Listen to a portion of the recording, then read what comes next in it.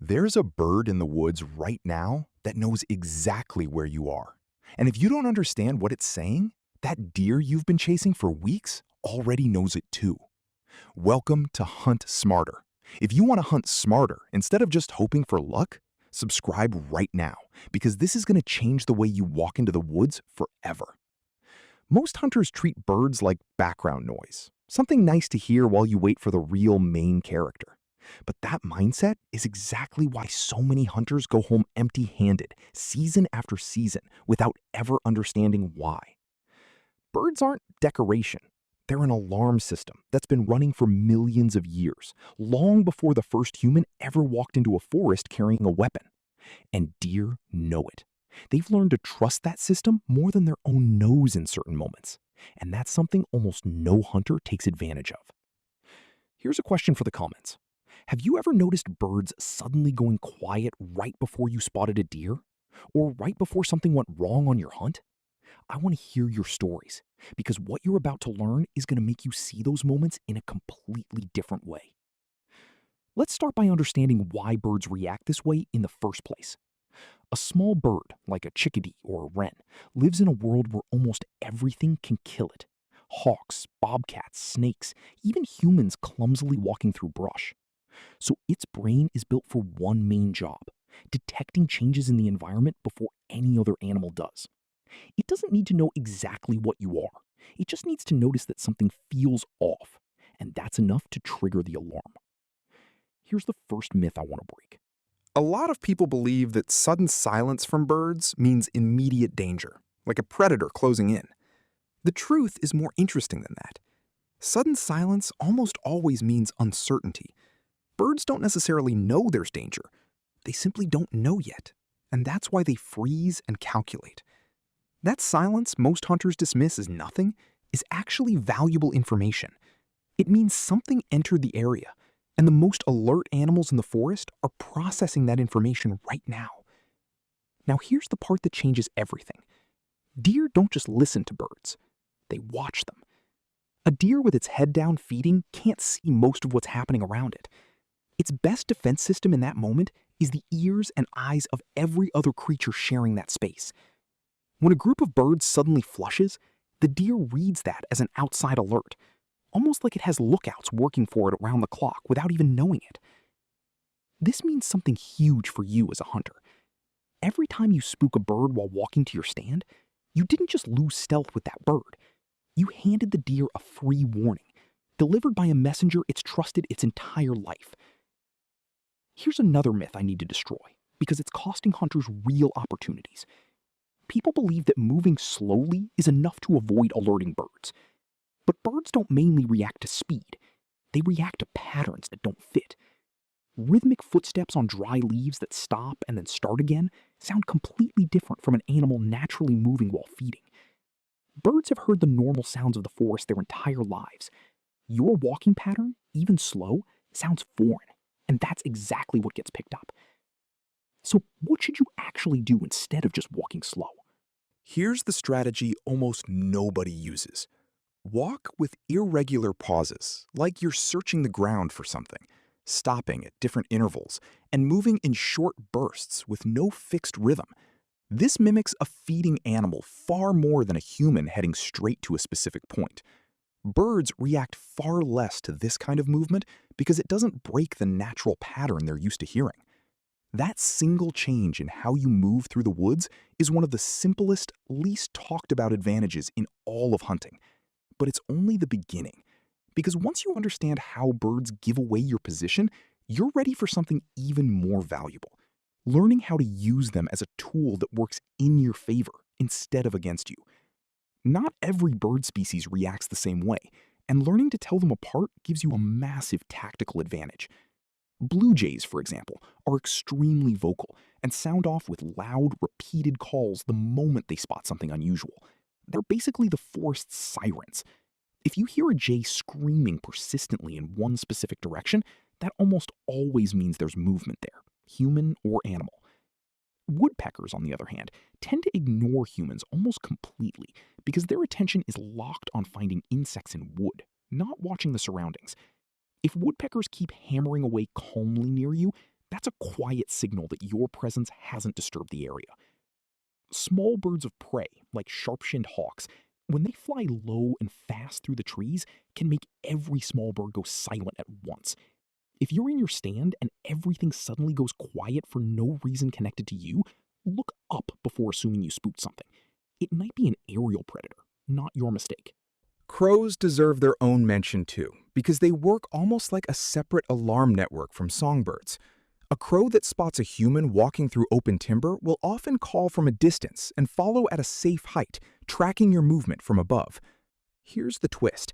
Deer in heavily hunted areas have learned that a crow trailing a moving target on the ground usually means a human, not a predator chasing prey.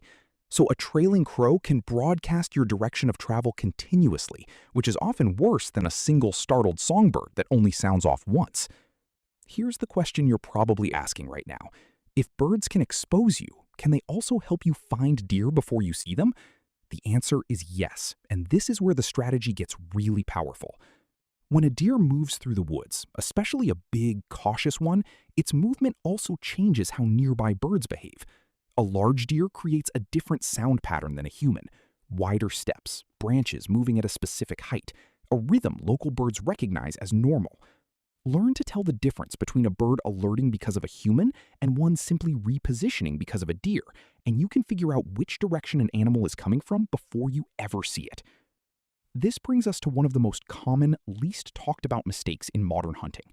A lot of hunters walk in too late, right when birds have already kicked into their intense morning activity, and walk straight through areas where dozens of birds are feeding on the ground. The result is a chain reaction of alarms that spreads across the area far faster than most hunters imagine, potentially alerting deer hundreds of yards away before the hunter even reaches the stand. The fix isn't just getting there earlier, although that helps.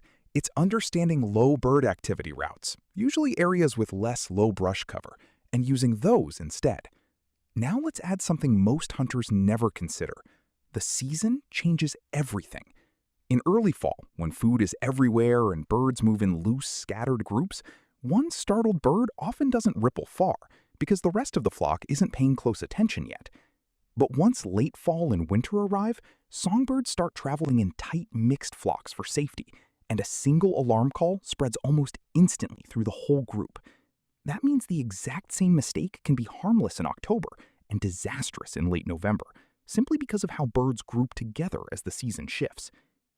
Here's something else very few hunters consider, and it connects directly to deer psychology. Deer under constant hunting pressure develop a learned sensitivity to bird alarms. A young, unpressured deer might ignore one without a problem, but a mature deer that survived multiple seasons has learned that bird alarms often come right before real danger, which is exactly why older, harder-to-hunt deer react fastest to these signals. So the same mistake, unnecessary noise on the walk-in, might cost you nothing in an area full of young deer and completely wreck your chances in an area with mature ones. It's not bad luck. You're facing an animal that's already learned to survive using information you handed it without knowing. Now, let's bring this together, because understanding bird behavior only matters if you know how to use it the moment you're standing at the edge of the woods. Here's something practical for your very next hunt. Before walking toward your stand, stop for a couple of minutes and just listen to the full soundscape around you.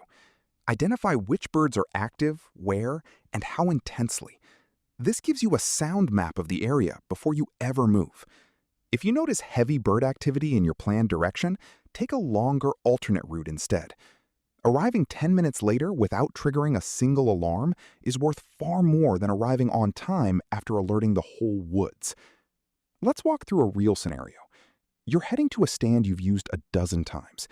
As you approach, you hear chickadees calling sharply about 30 yards to your left, right along your usual path. Most hunters would just push through, assuming the birds will settle on their own. But now you know that sound means something entered their space, and they haven't figured out what yet. So you pause, wait a couple of minutes, and quietly shift your route to the right.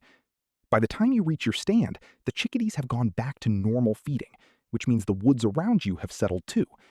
Any deer nearby never got that early warning. Now compare that to the version of you who didn't know any of this. You walk straight through, the chickadees scatter, a jay picks up the alarm from a nearby tree, And a doe 200 yards out that was about to step into the open suddenly goes on alert without you ever knowing she existed. You sit for 3 hours wondering why nothing showed up when something almost did and the birds told her not to. Here's one more scenario worth picturing because it shows the other side of this skill. You're already settled into your stand, an hour before first light starts turning the sky gray. As the morning wakes up, you hear robins and chickadees starting their normal feeding chatter all around you, calm and steady. That's valuable information. It tells you nothing nearby has been disturbed. Then, about 20 minutes later, that calm chatter stops abruptly to your right and stays quiet. You don't move. You don't assume it's nothing. You watch that direction closely because something is approaching that the birds noticed before you did. And a few minutes later, a deer steps out exactly where that silence began. That's the real gap between hunters who get consistent encounters and hunters who don't. It's rarely about better gear or longer hours in the stand. It's about respecting information that's been available the entire time, coming from creatures most people walk right past without a second thought. So the next time you're in your stand and the birds suddenly go quiet, don't write it off as meaningless background noise. Ask yourself what they're seeing that you can't see yet. That information, free and constant, is one of the most underrated resources in all of modern hunting. If this video opened your eyes to something you never considered before, subscribe to Hunt Smarter, because we keep digging into the details that separate average hunters from the ones who actually understand how the animals of the forest think. The next video you should watch is about how wind direction completely changes a deer's alert behavior and why wind matters far more than most hunters realize. Remember this the next time you step into the woods. Silence is never empty. It's always saying something. The only question is whether you're willing to listen.